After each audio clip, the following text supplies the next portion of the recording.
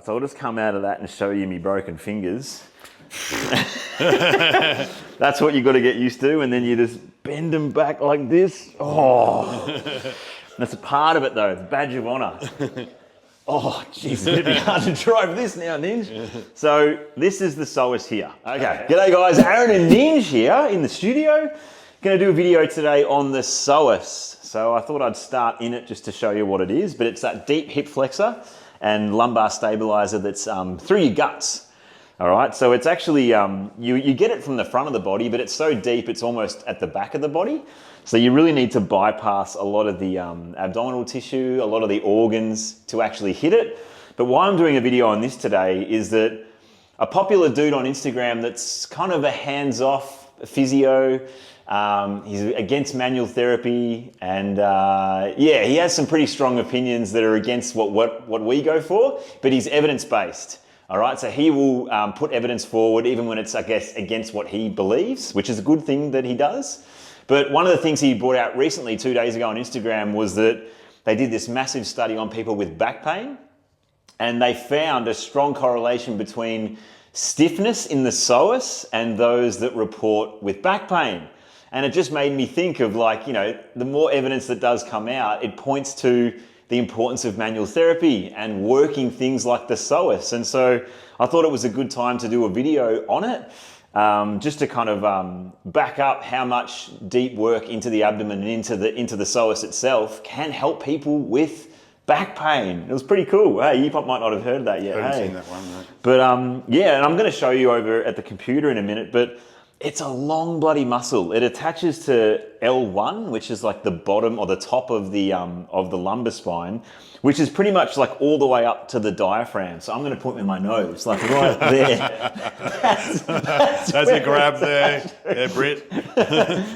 So I'm kind of like targeting, the way we tell our therapists to do it is kind of halfway between the belly button and the ASIS, which is like the hip pointer at the front, that bone you can feel.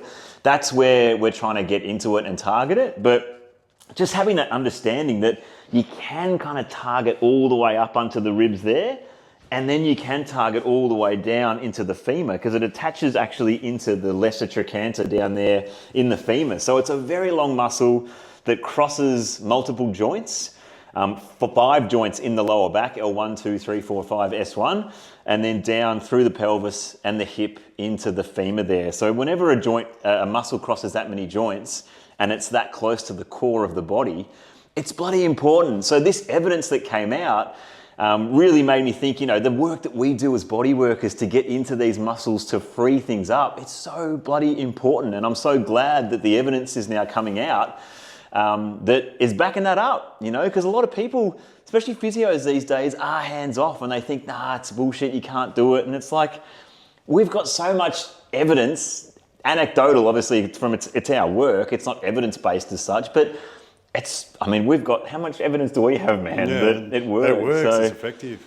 And the other thing too is that, like, a lot of people used to say, you can't treat the psoas. You know, body workers can't treat the psoas, but they refuted that a few years ago under MRI or a CT scan, where they actually had a cross-section of the body and performed a treatment like this, and you could see the fingers actually compressing the psoas, and it was going through, obviously, all the abdominals here, the abdomen, all the organs, bypassing it, and we could still hit into the psoas. And so, you know, those two peer-reviewed studies have backed up the fact that bodywork works.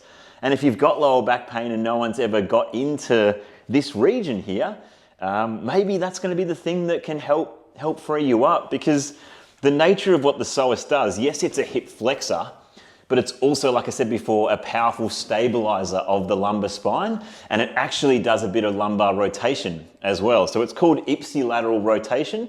So when the psoas major here is really tight, it will like extend the spine, okay? Obviously it flexes the hip too, so that's why when people have an anterior pelvic tilt, the psoas is generally quite short, but it also rotates to the opposite side.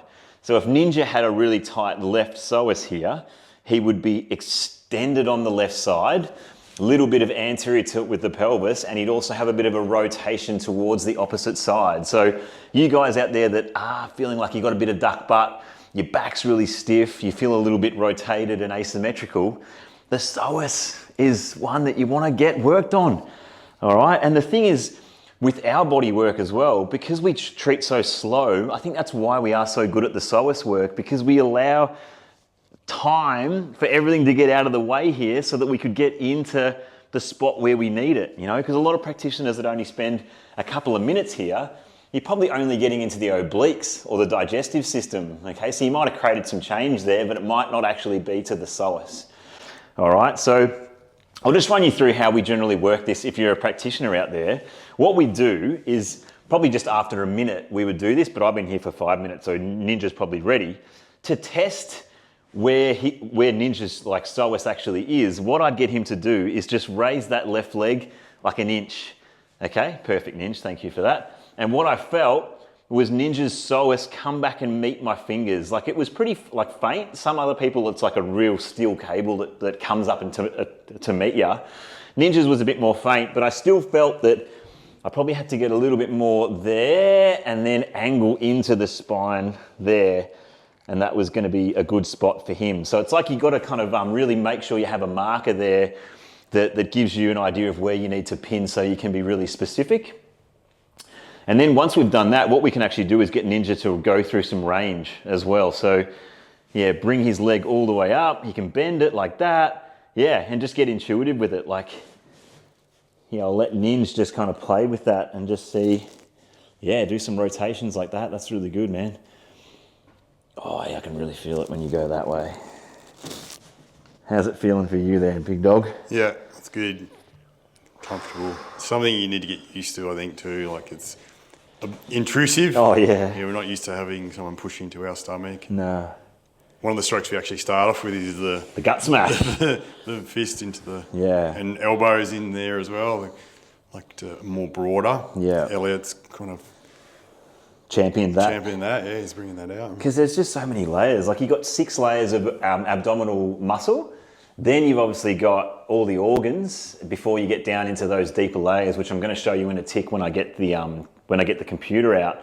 So it's kind of cool. I'm reversing the anatomy today. I'm doing the treatment first and then showing you what we've gone through. But yeah, I just wanted to put a bit of a call to action there out there that if you are dealing with lumbar stiffness, some lumbar pain, you've maybe seen practitioners and they've done a lot of work on the back, but it's still the same problem. You know, the evidence is showing now, it's irrefutable that the psoas stiffness could be linked to what you're feeling. All right. Thanks, Nick. That's it. Go. Just one thing I want to say. Yeah, go, man. Go. Is when they're kind of trying to do evidence-based things, they're not actually doing body work.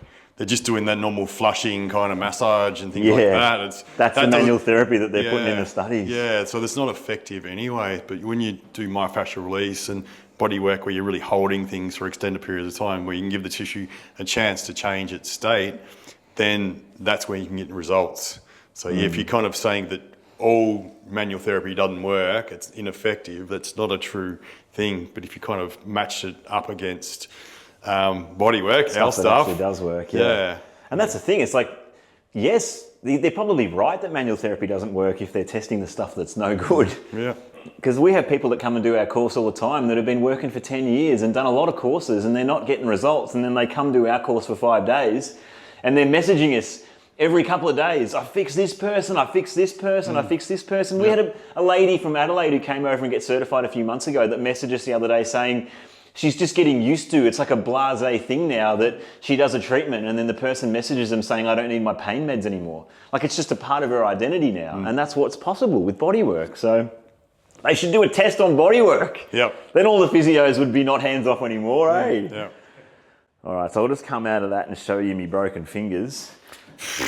That's what you got to get used to, and then you just bend them back like this. Oh, that's a part of it though. It's a badge of honor. Oh, jeez, it's going to be hard to drive this now, Ninja. So this is the psoas here. Okay, so we've obviously removed the abdomen. You can see that angle from the side there, how deep it is. So see how it attaches. Let me just move this one out of the way. It attaches to L1 up here. And it's really close to the diaphragm. See how the diaphragm there, it attaches up in there. It actually goes through that slot there. Look at that. Wild. All right, so then you can imagine, right, if my psoas is tight, maybe it's linked to poor breathing as well. All right, but see how it spans all the lumbar spine here, crosses the pelvis and into the hip here, into that lesser trochanter. So a massive muscle. Remember, it sits so deep. So if we start adding layers back on now, so transverse abdominis, the rectus abdominis, then obliques after that, that's how much abdominal tissue we're going through. And then once we've removed all that though, then we've got organs which we can't see in this before we get to that psoas. So that's why timing is really important. But just imagine, you can understand now that people with lower back pain all had, it correlated with stiffness in this psoas. So if they're presenting to us as body workers, let's free this muscle up. Let's get some length, let's get some hydration, and let's see if we can actually change the way that person's lower back is feeling, all right? So it's irrefutable now, body workers. If you do psoas work, you can help people with lower back pain. Thanks for joining us.